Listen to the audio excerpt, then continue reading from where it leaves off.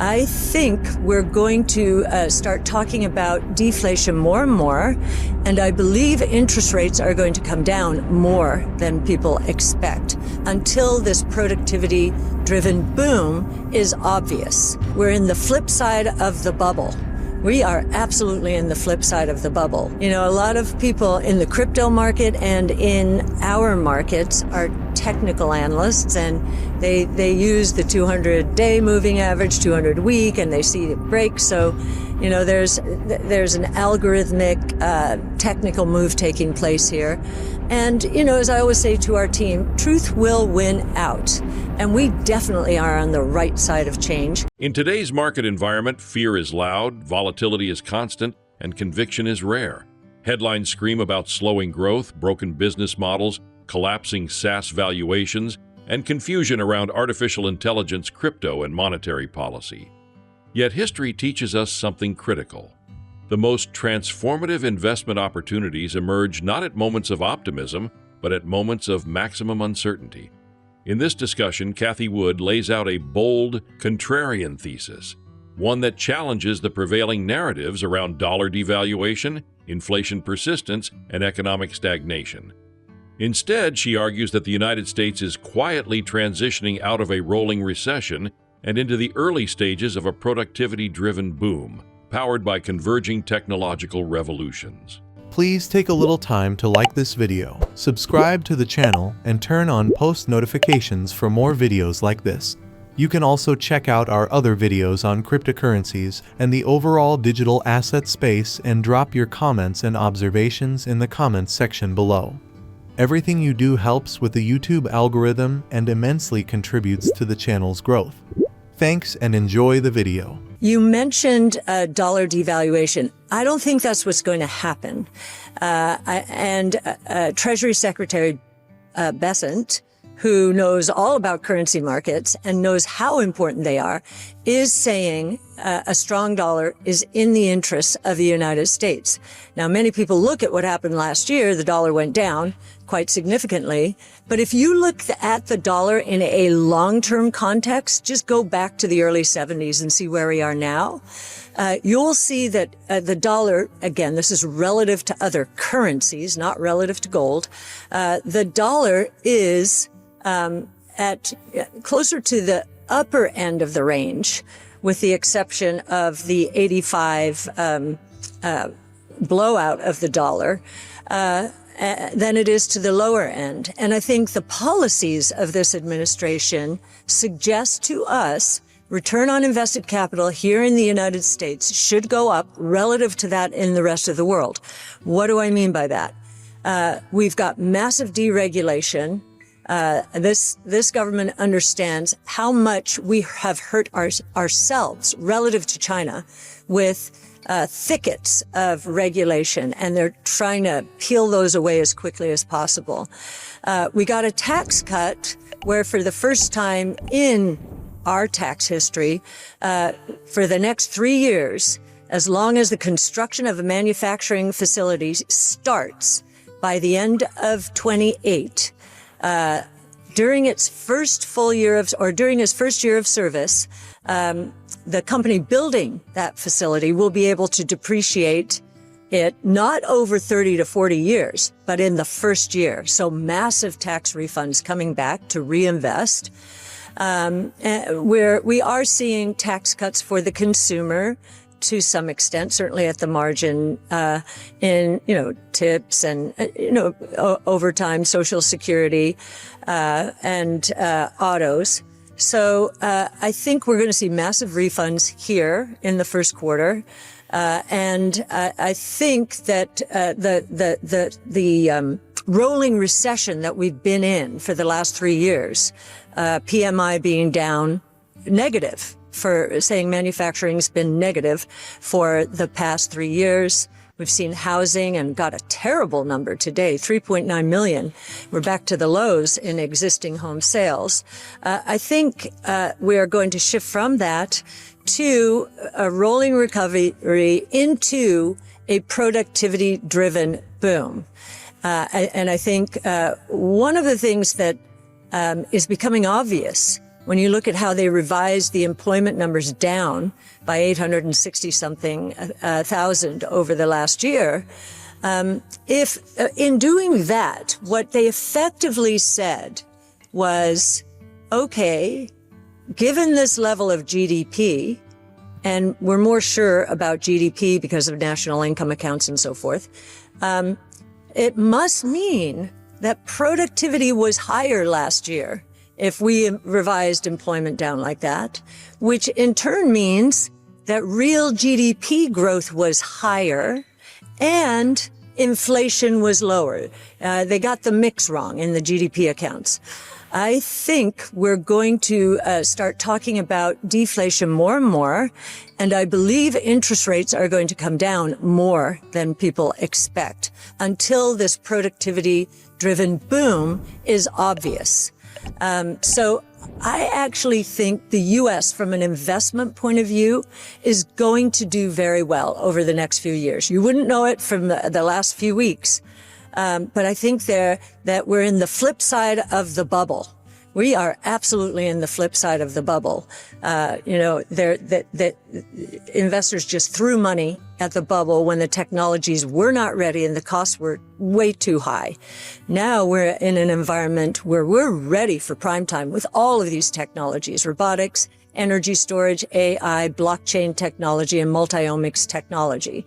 And so I think we're going to have a boom, and the U.S. is going to do very well. Bitcoin is a hedge against inflation and deflation, because the chaotic part of this is, and it's ripping through the markets now. A lot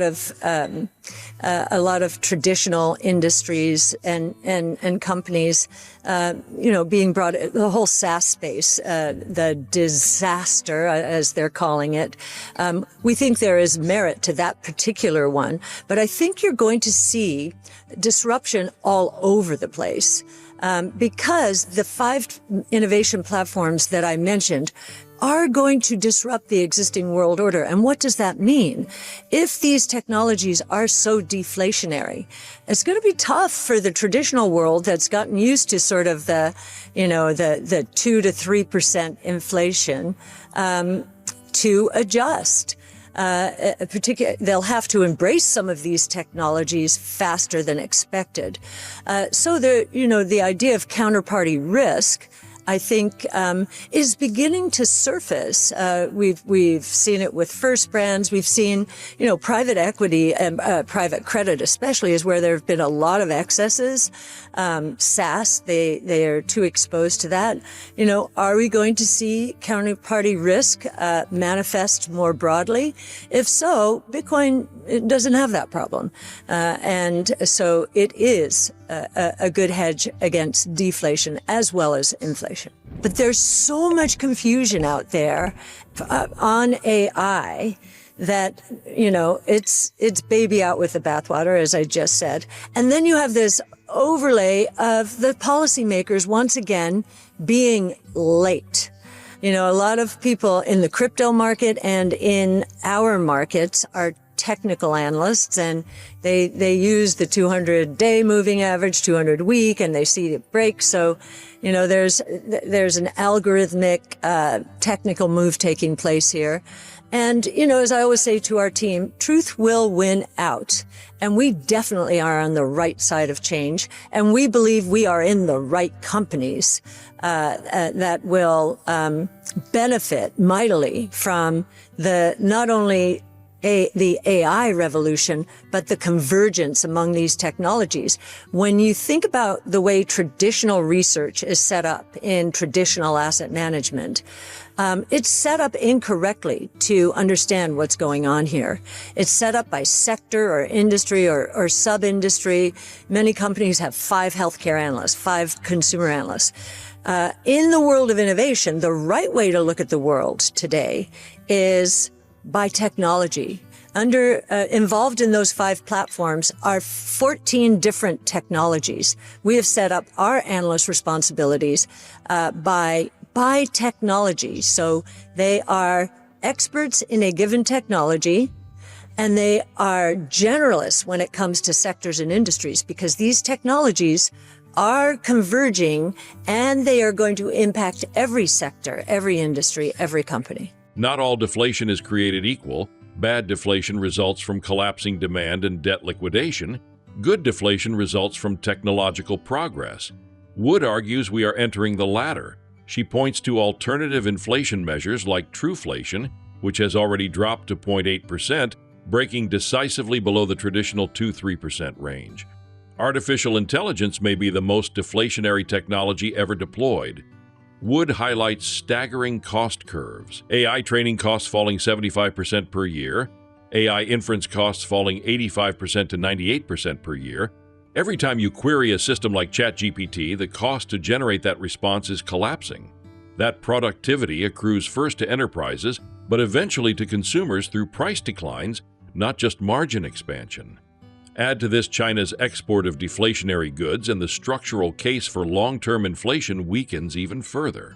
So it's a risk and an opportunity. So there's bad deflation and good deflation. If you look at the government measures, they will tell you today we're kind of stuck in this 2 to 3% range. If you look at a more modern indicator, Truflation, I think you feature it as well, Anthony. I don't know if I should call you Pomp or Anthony, but anyway. Call me a Cathie fanboy. Oh, you're funny. Thank you. So Truflation is down to 0.8%.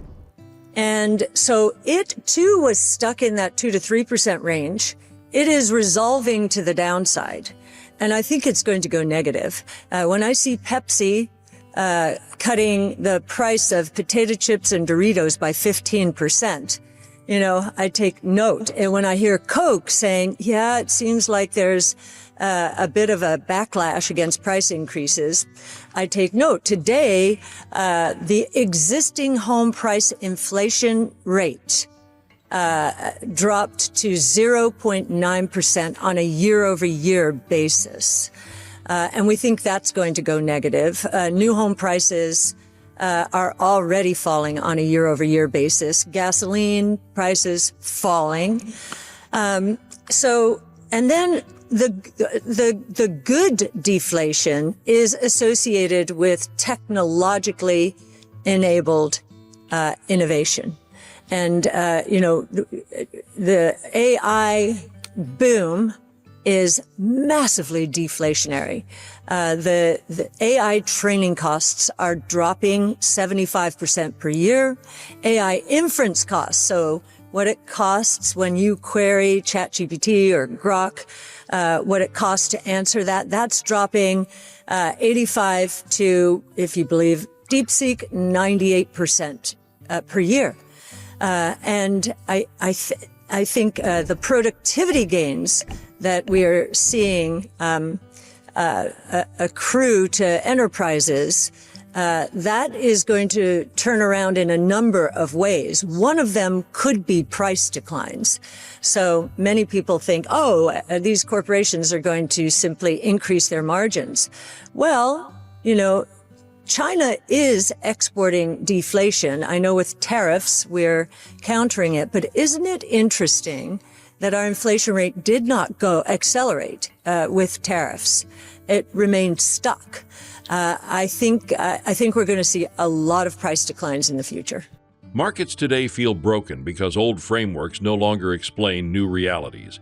Investors are reacting to technical breakdowns, algorithmic selling, and policy missteps, but missing the bigger picture. According to Cathie Wood, truth eventually wins out. The U.S. economy is not collapsing, it is retooling.